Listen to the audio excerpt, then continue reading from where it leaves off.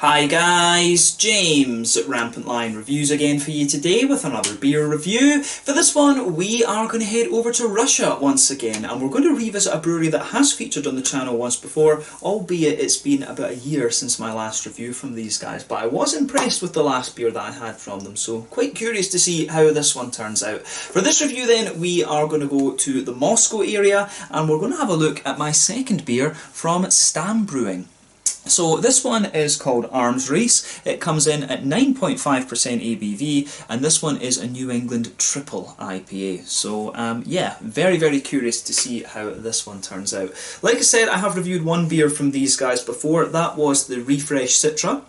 And I think that review must have been either early 2020 or late 2019, but that was a very impressive beer. And I have to say that generally speaking, the quality of the Russian craft beers is very high. I've had some really good beers, and we're starting to see quite a few breweries getting out there a little bit more. We're seeing White Labs, Zagovor, AF Brew, Stamm, Backween, and a few others popping up every so often as well. But yeah, it's really nice to see that the Russian beers are getting out there a little bit more. My first experience with Russian craft beer was back in about 2015 or 2016 when Malmö Brewing Company here in Skåne in the south of Sweden held a Russian beer festival, and you could see then already that the Russian beers were pretty top drawer. So glad to see that they are finally starting to make their way out there a little bit more. So yeah, if you get the chance to try some of the Russian craft beers, I highly recommend that you do. And Stamm Brewing are one of the breweries who are very highly regarded actually. So yeah, curious to see how this one turns out. I bought this beer through Glassbanken, and this was a little bit more expensive. I think I paid 110 or 120 Swedish kroners for this one, but it was the name that caught my eye. Stamm Brewing, I know, are a very good brewery, and I thought, well, it's Black Friday, there's free postage, why not? That was the reason why I made a Glassbanken order. So yeah, let's see how we get on with this one. The last beer I reviewed from these guys, incidentally, was the Refresh Citra. That was a 6.5% single New England IPA, so I'm curious to see how the kind of higher strength one turns out. So yeah, as always with my reviews then, I'll tell you a little bit about the brewery before we taste the beer. If you want to get straight to the tasting, just fast forward. All the usual links are in the video description below. That's the brewery website, the link to my other reviews that I've done from Stamm Brewing before, and hopefully we can add some more to that in the near future, hopefully some different styles actually. But there's all the usual social media down there. If you want to see more reviews, do please consider subscribing to the channel. The whole channel of course has a geography based tagging system, so you can go into the homepage and search for beer based on country, city, state, county, province, prefecture, whatever it is you're interested in. Do check out the playlist of beers from different countries. There is one there for all the Russian beers that I've reviewed for you, and that is being added fairly regularly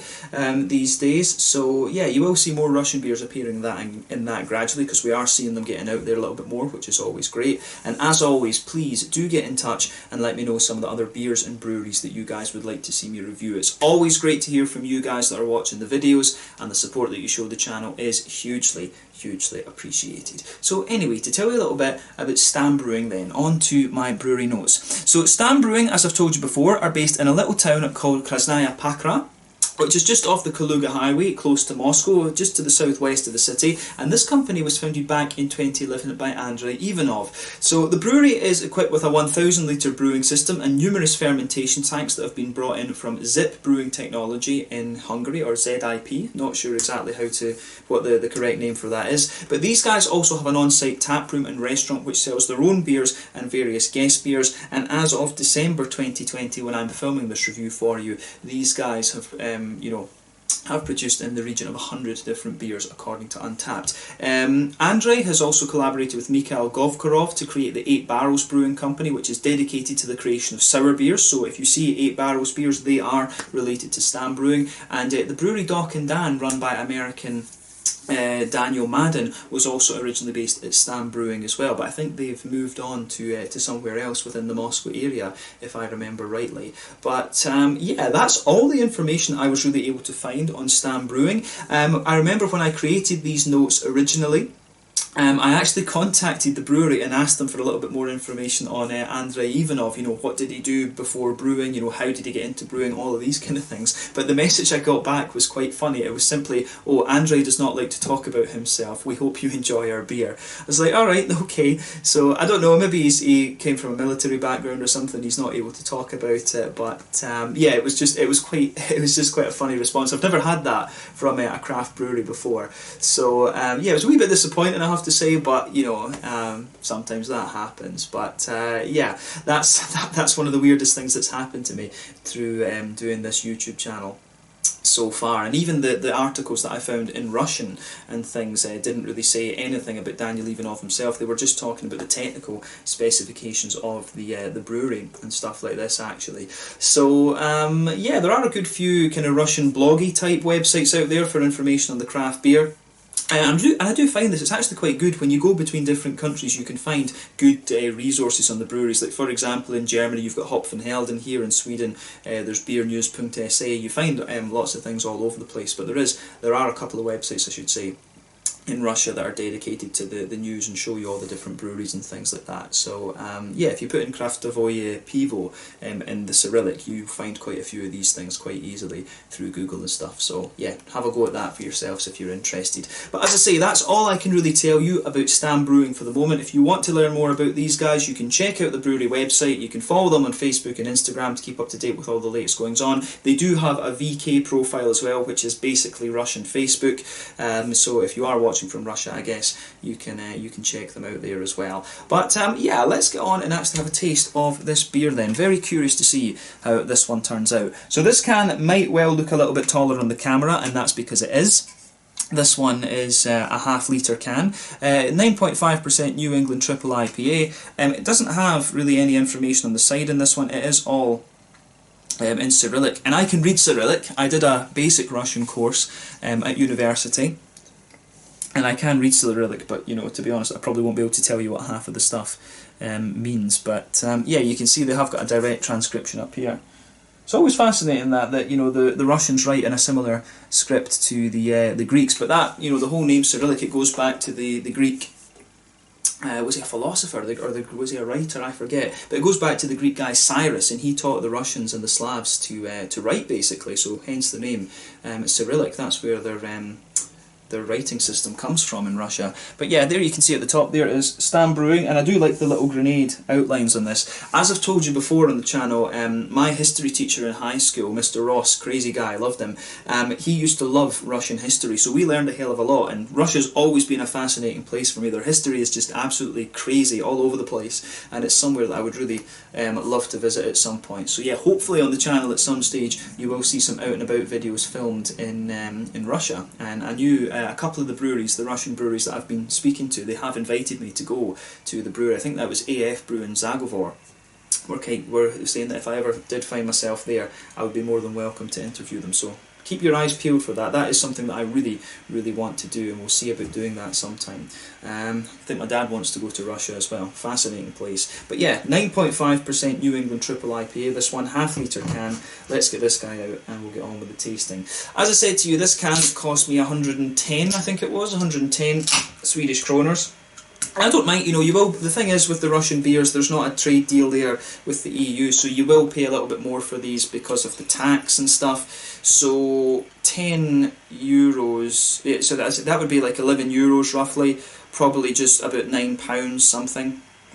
And for those of you in the States, it's going to be, you know, maybe $12, $13, something like that. So yeah, that gives you a rough price idea of this one. But if you buy this in Russia, I dare say, because they don't earn as much and things like that, it probably will be significantly cheaper there. And plus, you're not having all the import fees and merchant fees and all of this kind of thing. So yeah, this one, as I say, was about 11 euros for the can. But you know, it's a bit of a treat. This I don't get to come across these kind of Russian beers all that often. So yeah, this one looks pretty cool, I have to say, and not unexpected for the appearance of this one is not unexpected when you think about what style it is. So yeah, as you can see with this one, this was poured a lovely I would say kind of bright, rich yellow colour. This one almost a kind of mango juice rather than anything else. This one, it's certainly, when I put the light through this is certainly not the haziest or the soupiest and gloopiest of New England triples that you're going to come across. I mean, normally when you have these kind of beers, you would expect a hell of a lot of haze out of them as the alcohol content goes up, because obviously more malts means more alcohol. And of course in these beers it's usually more wheat and more oats that you would find in them. So yeah, it's interesting that this one isn't madly hazy, to be honest with you, but if I stick my fingers behind the glass you will see there is the kind of trademark haze on this one. When we poured the beer you could see it poured with just a little bit, maybe about a quarter finger of a frothy, I would say kind of creamy coloured head. There's a sort of thin wispy layer just sitting on the top of the beer there, and there's a nice foamy ring around the edge of the glass. There's one or two big bubbles sticking towards the side of the glass because I did wash it maybe about an hour or so ago. So you might get the specks of dust, the kind of dirt sitting there on the glass, but hey ho, but you can see a few little bubbles going up towards the bottom of that head there. But as I say, nice rich sort of mango-like colour, and it's not, the appearance of this one is not surprising when you consider what style the beer is. Remember, when it comes to these craft beers, your colour is dependent on two things: one, the type of malts that you use, and two, the length of the boil. This one is quite a rich yellow colour. You will find New England IPAs that are paler than this. You will find ones that are a little bit more kind of orangey looking than this. But yeah, let's have a look at the aroma of this one then and just see how we get on. Ooh, that does smell really nice actually. The one thing I remember about the Stamm Brewing beers is that it was the refreshed Citra. It was a really soft and very drinkable kind of New England IPA, and going from the aroma that I'm getting out of this one so far, it strikes me that this one is going to be the same actually. I've got a feeling this could be one of these beers that is stupidly high in alcohol. I mean, 9.5% is not the strongest triple IPA that we've had on the channel by any means, but I get the feeling from the aroma of this one, this is going to be stupidly easy to drink, you know, 9.5%. It's kind of crazy. I have to admit as well, when it's 9.5, I would consider this more a kind of strong double IPA. I would be tempted to say that the border for a triple IPA is probably 9.5 would maybe be the very minimum you could get away with saying it's a triple IPA. I would always say like 10% would be the kind of triple border, but that's just me, it's debatable, that's not the thing. The question is whether this is a good beer or not. That's the main thing to focus on here. But yeah, this one comes across really nicely. So you've got a lot of soft white bready character coming out of this one. I don't get too much in the way of wheat with this one. You do get a little bit of the wheaty bitiness at the back of the nose. You can smell a little bit of the smoothness from the oats, but overall the malty base for me really strikes me as being very kind of very smooth and white bready. The other thing that you might often expect from a New England IPA like this, at this level of alcohol, would be some sort of brown sugar, you know, like a Werther's Original type kind of butter candy type thing, but you don't get that in this.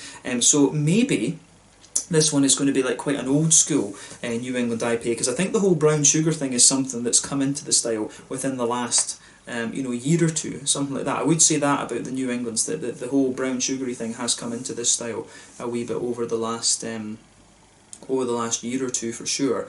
So yeah, that's an interesting point definitely to make about this one. Is this strikes me as being quite an old school IPA. If we compare this to the Stigberg, It's Amazing Haze, the New Sweden IPA and stuff like this, this is quite an old school leaning New England IPA for me, rather than being big and sweet and stuff like that. And that's what really strikes me about this one, quite an old school malt base in this beer.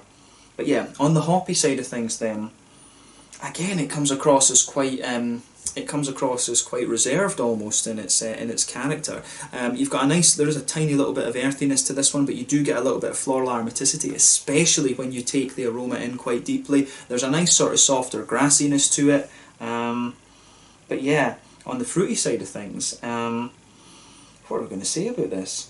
On the fruity side of things, it's quite it's quite reserved. I mean, there's a little bit of there is a little bit of a citrusy note to this one, maybe a wee bit of Centennial or something in here. There's a bit of a soft kind of tropical fruit, maybe a bit of mango or something like that, maybe a tiny little bit of the more pungent passion fruit. But yeah, I mean, it's kind of interesting that, I mean, from a triple IPA,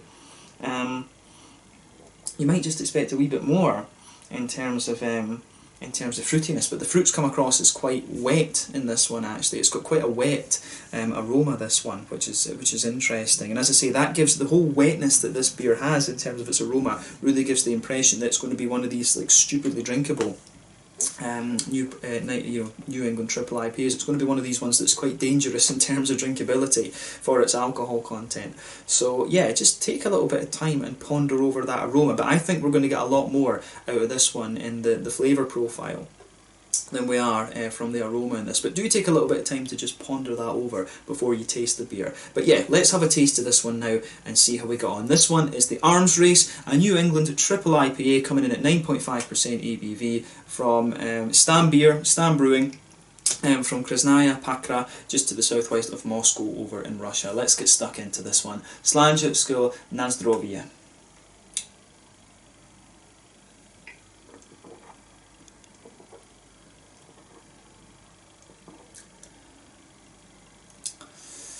Yeah. Ooh, that is quite nice actually. And it is, I will say straight away, it is, as I suspected, one of these beers that's stupidly easy to drink for its alcohol content. That's crazy. You know, that is really, it is really kind of interesting, that actually. For a 10%er, this is ridiculously drinkable. I will say it is a nice beer. Flavour profile wise, it is quite nice.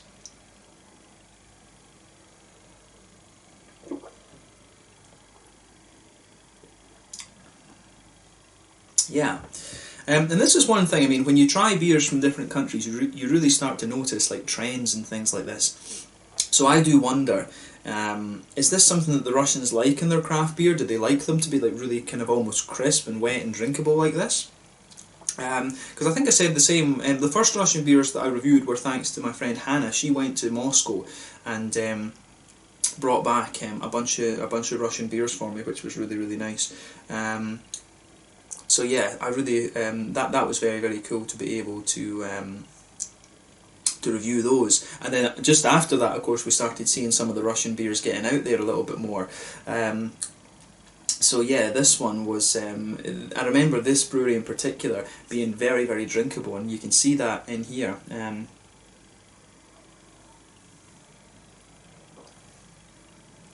So yeah, this is just crazy. This is actually crazily drinkable. But flavour profile wise, it is, you know, very, very nice actually. It's quite a straight, it strikes me as quite a straight shooting New England triple IPA in a lot of ways. But yeah, let's try and summarise the flavour profile of this one then. So I mean, straight away with this beer, you feel that nice, soft, white bready quality. That just blankets the middle of your tongue. When you go towards the back third of your palate, you can feel the breadiness just thicken slightly, but then you get a wee bit more of the kind of bitey wheat out of this beer. But the other thing about this is that the other thing that strikes me about this one is that there's not too much wheat in this, and that would explain why the beer doesn't hold its head in the beginning a lot. Usually wheat helps with head retention in these beers quite a lot. So yeah, it's that's a really interesting point to make about this beer for sure.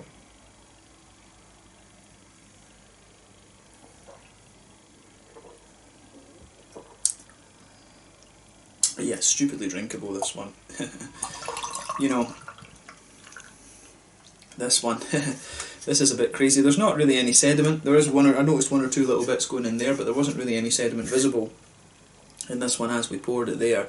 You can see the head, maybe it just needed a little bit more of an aggressive pour in fairness. You can see we've got a nice creamy head there now, but yeah, the base of this beer, as I say, nice and soft, white bready, a little bit of wheat at the back of the tongue, but as you move further forward into the middle of the palate, you can feel a little bit of the kind of oaty smoothness there, the oatiness and the smooth oats come out a little bit more the further that you go into the aftertaste with this beer. So yeah.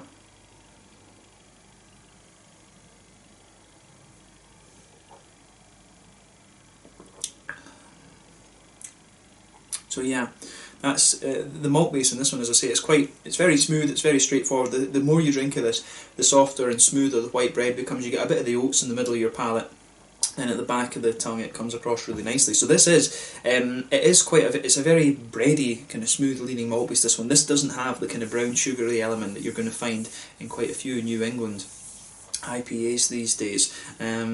yeah, I'd be curious to compare this one to some of the other half things. I know other half are one of the kind of experts when it comes to these New England triple IPAs. And I'd be curious to see how this one kind of compares to that, if they stick to a more kind of bready base. But a lot of the Swedish and Danish breweries that have had these kind of beers from, the English ones as well to a degree, they do have an element of brown sugar in here. And it's quite interesting because I always felt with the New England style that you needed a little bit of brown sugar in it just to, you know, round the beer off a little bit after you got to about 8.5%. So it's curious to see that these guys can really do it and have such a smooth beer. So I'll say thumbs up to Stamm Brewing from that perspective on this one. This is really, really solid. Sorry about the edit there, guys. Memory card issues once again. So like I was saying, on to the hoppy side of the beer then. Back corners of the palate, you do have a little bit of earthiness. The earthiness, you move further forward along the side of the tongue, the earthiness does come forward a wee bit, but then as you reach the kind of front corners of the palate, there is a little bit more floral aromaticity to the beer. This one isn't overly spicy or resinous or anything like that, it's just got a nice little bit of that aromatic quality to it. Round the front curve of the tongue, the beer's a little bit lighter and more grassy, which I think is very, very nice, and then that kind of suits the whole vibe of the beer. Like I say, this one really comes across as quite a soft and just, you know, easy going, straight shooting sort of New England triple, this one. But yeah, on the front third of your palate, that of course is where you get that nice oily bubble where those juicy fruity esters start to roll their way out of the beer. And again, this one's quite straightforward in that sense as well.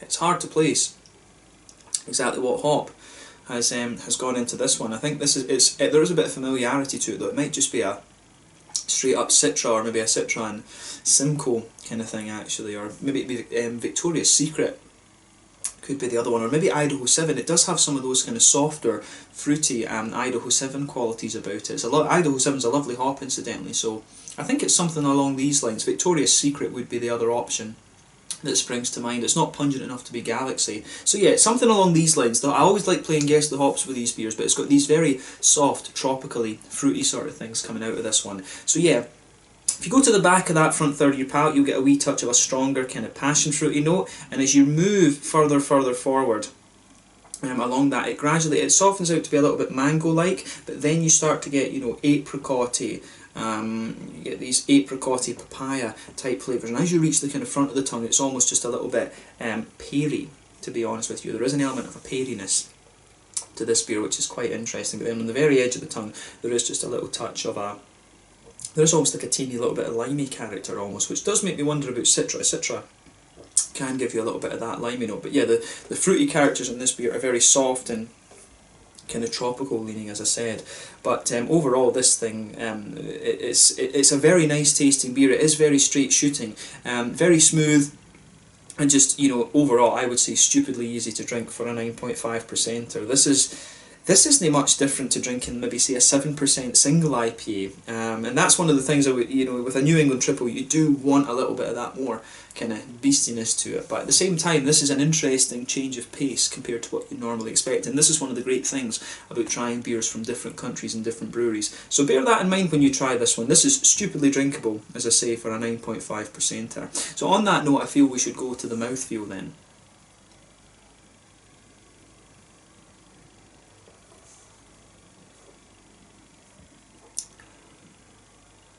So yeah, with the mouthfeel, I would say that this is a fairly mid-body beer. It's like straight in the middle of the spectrum. Carbonation's very, very smooth. Overall, I would say this beer is quite clean and it's quite smooth at the same time.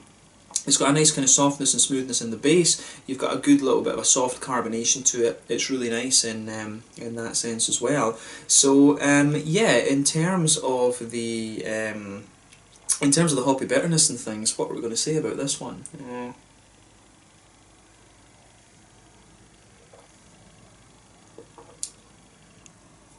Yeah, in terms of hoppy bitterness, this one I think is your fairly standard 30 IBUs. There's not a lot of bitterness to this beer at all, to be honest, but that's what you expect of the New Englands.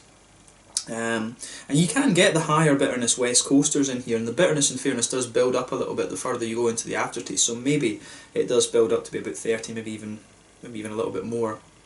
Builds up to maybe 40 rather, maybe builds up to be 40 or a little bit more in terms of its IBUs. But yeah, nice little juicy kind of It does have a lot of juicy fruity character to it there. The fruits are a little bit wet and there's a very slight oiliness to them in my mind, but as I've said throughout this video, it's quite a smooth bready malt base that you get out of this one, so it's a very easy drinking malt base, this one. I really like how this goes together, so it gets a thumbs up from me. Well done to Stamm Brewing for this one. It's another solid beer, and this again goes to show you how good the Russian craft beer scene is at the moment. So if you get the chance to try Russian beers, I would highly recommend that you do. You're most likely to find White Labs, Zagor, AF Brew, some of these Stamm beers, and a little bit, I noticed that Bakuin are getting out there a little bit more at the moment as well. So yeah, very cool that the Russians are getting their stuff out there a little bit more, and more power to them in that sense. But yeah, let's leave it at that for this one. This one was the Arms Race, a 9.5% New England triple IPA from Stamm Brewing in Krasnaya, Pakhra, if I'm pronouncing that correctly, to the southwest of Moscow over in Russia. Pretty damn cool actually. So yeah, thank you again for watching my beer reviews. Until the next time, please like, subscribe, share, all the usual YouTube stuff. Let me know your own thoughts on this beer in the comment section below. Let me know what your favourite beers are from Stamm Brewing and Stamm Beer, and you will hopefully see more from these guys in the fairly near future. I'd love to review one of their stouts in the future, because I know they've got their Uro series, which is aged in Uro whiskey barrels. I would love to. I tried some of those at that beer festival I mentioned at Malma Brewing years ago, and they were top class actually. I would love to review some of those for you on the channel, but I'm not sure how I'm going to get a hold of them. But yeah, we'll see about that at some point in the future. Maybe when I make it to Russia, we'll see. But yeah, thank you again for watching. Check out my social media, check out Stamm Brewing, have a go at some Russian beers, and I'll catch you guys very soon. Thank you again for watching. Check out my social media. Slanja, Sko, Nastrovia. This was the Arms Race, 9.5% triple New England IPA from Stamm Beer, just to the southwest of Moscow. Cheers.